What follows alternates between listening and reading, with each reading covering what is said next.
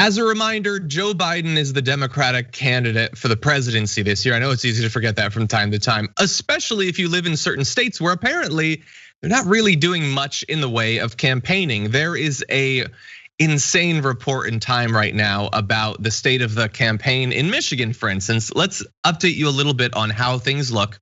And bear in mind, this is about the Biden campaign in 2020, not about the Clinton campaign in 2016, even though it sounds kind of similar. So it's not even clear that Biden has opened any new dedicated field offices in the state. Because of the pandemic, they've moved their field organizing effort online. The Biden campaign in Michigan refused to confirm the location of any physical field offices, despite repeated requests. They say they have supply centers for handing out signs, but would not confirm those locations either. The campaign also declined to say how many of their Michigan staff were physically located there. When the reporter Charlotte Alter asked Biden campaign staffers and Democratic Party officials how many people they have on the ground in Michigan, one reply stuck out, quote, "What do you mean by on the ground?" So we have more, which we'll get to, but that's a lot already. So Anna, how do you feel? I feel that Biden has a decent chance in losing. And I'm not saying that to be hysterical or scare people. I'm saying it because he's making a lot of pretty significant mistakes, including everything you just detailed right now. There's been actual research done into how effective social media activism is, for instance. And guess what? It's actually not very effective. So if the Biden campaign has decided to move everything to online organizing, there's a very good chance that it won't be effective. And there's a very good chance that they're gonna fail in reaching out and connecting with the voters that they need to convince to vote, right? So because one of the biggest issues is, people don't like Trump, people don't like the state of this country, but you need to give people enough energy, enough motivation to either mail in that ballot or show up to the polls to vote. And that takes a lot of work, that takes a lot of organizing, that takes a lot of persuasion.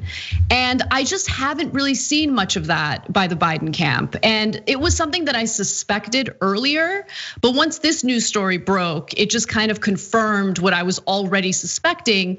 And you can see it play out in the polling, specifically in the swing state polling, where Biden initially had a pretty big lead over Trump, but he's closing that lead quite a bit. He's narrowing that gap between himself and Biden. Yeah. Well, look, I know that they'll say, it's the pandemic, but the thing is, there are still things you can do, and you can wear masks, and you can knock on doors and talk to people from 12 feet away or something like that. Yeah, it's not ideal. Nothing in 2020 is. You could still do it.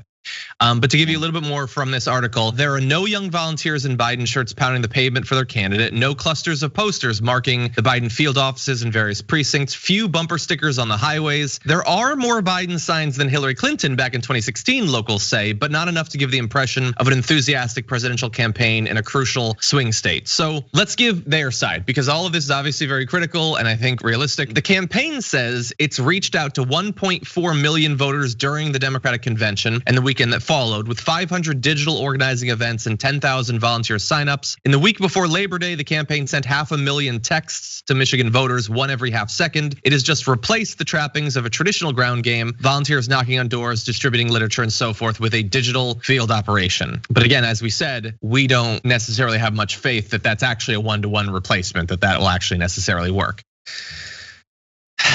Yeah, I hope they're right, but the evidence doesn't bear it out. I mean, again, you just look at the polling.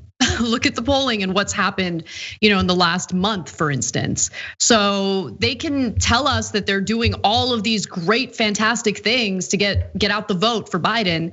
But whatever they're doing, I just hope that they're looking at the evidence and like recalibrating their strategy here.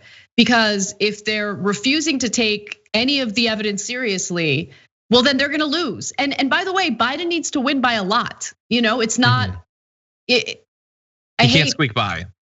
He can't squeak by, exactly. He needs to win the popular vote by a pretty significant margin in order to win the Electoral College.